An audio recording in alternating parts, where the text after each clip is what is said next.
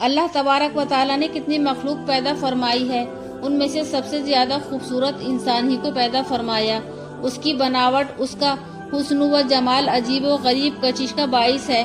قرآن کریم کے اندر ارشاد فرمایا ہے کہ ہم نے انسان کو بہت خوبصورت انداز میں پیدا کیا ہے۔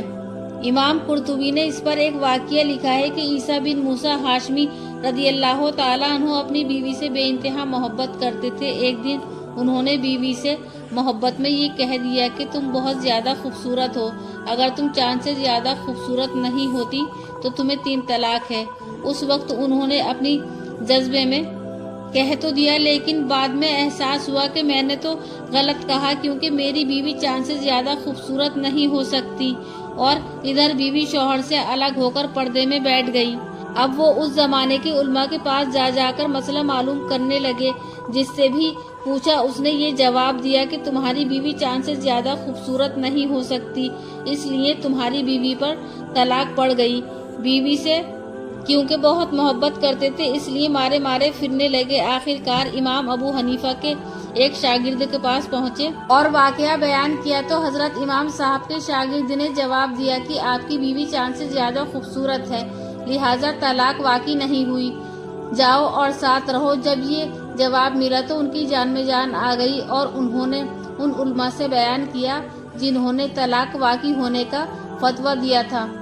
اب ان سب علماء نے امام صاحب کے ان شاگرد کے پاس جا کر پوچھا کہ آپ نے کیسا بیان دیا ہے کہ ان کی بیوی چاند سے زیادہ خوبصورت ہے، تو اس پر انہوں نے جواب دیا کہ بھائی میں نہیں کہتا کہ ان کی بیوی چاند سے زیادہ خوبصورت ہے۔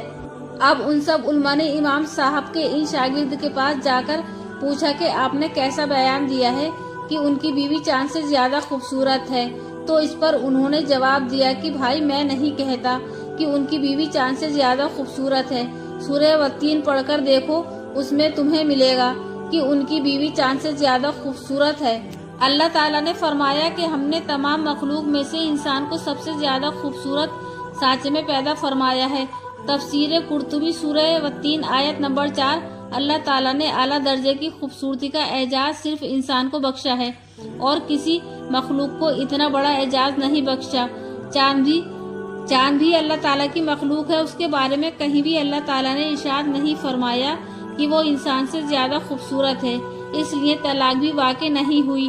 حضرت امام صاحب کے شاگرد کا یہ دلیل سن کر ان علماء کی آنکھیں کھل گئیں۔ تو میرے بھائیوں، اللہ تعالیٰ نے جہاں انسان کو اشرف المخلوقات بنایا ہے، وہاں اللہ نے انسان کو دنیا کا خلیفہ اور نائب بھی بنایا ہے، اور جیسے دنیا کا خلیفہ اور نائب بنایا ہے، ایسے ہی اللہ تعالیٰ نے تمام مخلوق پر انسان کو اعلیٰ درجے کی خوبصورتی کا اعزاز بھی دیا ہے۔ اور جہاں اللہ تعالیٰ نے انسان کو نظام قدرت کے ذریعے سے سرفرازی عطا فرمائی ہے، وہیں اللہ تعالیٰ نے دیگر تمام مخلوق کو انسان کے تابع اور فرما بردار بنایا ہے۔